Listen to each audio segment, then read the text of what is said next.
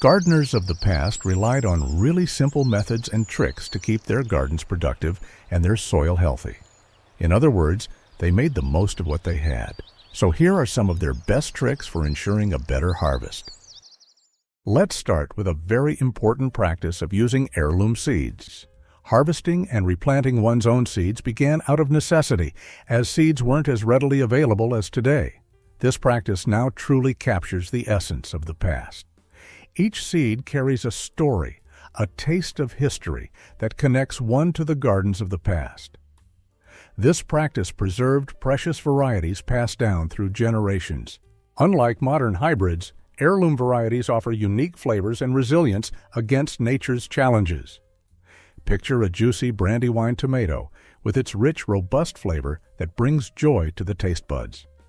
By planting heirloom seeds, they preserved a slice of history and enjoyed the same delightful flavors that delighted generations before. Plus, they removed the need to bring in new, untested or hybrid varieties that sometimes lose out on taste or nutrients in order to increase the beauty or size of a plant or fruit. Composting. Gardens of the past thrived on composting, where kitchen scraps and garden waste were transformed into nutrient-rich soil. This practice is not only beneficial for the garden but the environment as well, as it cuts down on waste. Gardens would have a designated area where they would deposit all organic materials, like kitchen scraps, grass clippings, or dead plants at the end of the season, and it was something the whole family could help with. By doing this, they made sure to always have compost filled with nutrients and earthworms to make the garden thrive. In times of economic hardship, such as the Great Depression, composting was a cost-effective way to improve crop yields and reduce reliance on purchased fertilizers. Companion planting. This practice creates a nurturing garden ecosystem where plants protect and support one another, just like good neighbors. People in the past believed in the benefits of plants working together in harmony. They learned that when grown together, certain plants performed better and fewer pesticides were needed. For example, they would plant tomatoes alongside fragrant basil, not just for their culinary pairing, but because the basil would deter pests, keeping the tomatoes healthy and vibrant. Cabbage and dill are another great combination, as dill attracts beneficial insects like wasps that prey on cabbage worms. Another vegetable that pairs great with others is carrots that positively influence the growth of several crops, including onions, leeks, lettuce, chicory, tomatoes, peas, and Chinese cabbage, by aerating the soil. But it's important to note that leeks do not thrive when planted alongside beets, beans, peas, or Chinese cabbage. Another pairing best avoided are tomatoes and potatoes, as they are both susceptible to similar diseases. So, make sure to do your research or ask your grandparents before using this method, or you might accidentally get the opposite result. Rainwater harvesting. Another technique cherished by gardeners of the past was collecting rainwater, a practice rooted in resourcefulness. They would place barrels beneath eaves, capturing the gentle rain, which they later used to nourish their gardens. This method conserved water and provided plants with pure, chemical-free hydration. What worked in the gardener's favor even more was the microgrowth and algae that developed in the collected water. These elements acted as a natural liquid fertilizer, albeit weak, but when used to water the plants, they made a noticeable difference in their growth. By harvesting rainwater, they could reduce drought in their gardens, ensuring that plants were watered while keeping their water bills low. Mulching. Gardens of the past often had a cozy blanket of mulch which helped plants thrive. Mulching retained moisture, suppressed weeds, and enriched the soil. Whether it was straw, bark, or leaves, mulch created a nurturing environment that protected plant roots, ensuring they stayed cool in summer and warm in winter. Picture a sun-dappled garden bed, its soil shielded by a lush layer of mulch, inviting beneficial organisms like earthworms and microbes to flourish.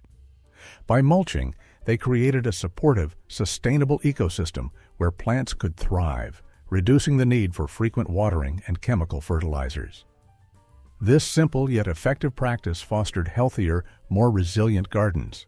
Gardeners understood the importance of rotating crops to maintain soil fertility and plant health.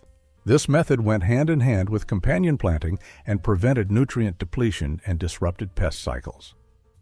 By alternating the planting of different vegetable families, they promoted a balanced ecosystem, ensuring that each crop contributed to the soil's vitality.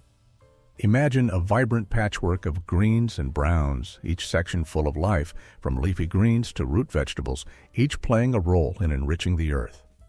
Crop rotation encouraged a thriving, resilient garden, reflecting a harmonious relationship with nature.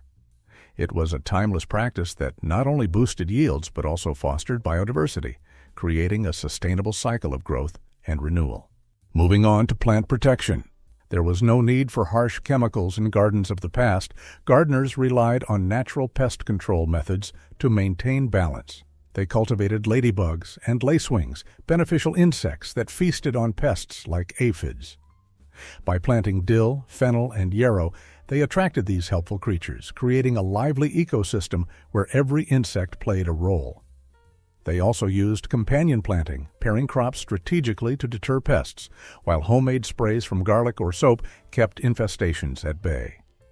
Imagine a garden buzzing with life, each insect part of nature's balance, ensuring that plants were protected and thriving. In the past, people made sure to use every inch of soil throughout all seasons, even during the cold winter. Gardeners embraced seasonal planting, ensuring their gardens flourished year-round. They would plant cool weather crops like peas, lettuce, and radishes in early spring, followed by sun-loving tomatoes, peppers, and beans in summer. As autumn arrived, they filled their gardens with hardy vegetables like cabbage, leeks, and kale, ensuring fresh produce well into the colder months. This approach maximized each season's offerings, providing a continuous harvest and ever-changing flavors. Gardens transformed with the seasons, offering variety, sustainability, and a steady supply of healthy, homegrown food all year round. Hand weeding may seem like a simple chore, but it played a crucial role in maintaining a healthy and productive garden. Gardeners would carefully pull weeds by hand, preventing them from stealing vital nutrients, sunlight, and space from their crops, all without relying on chemicals.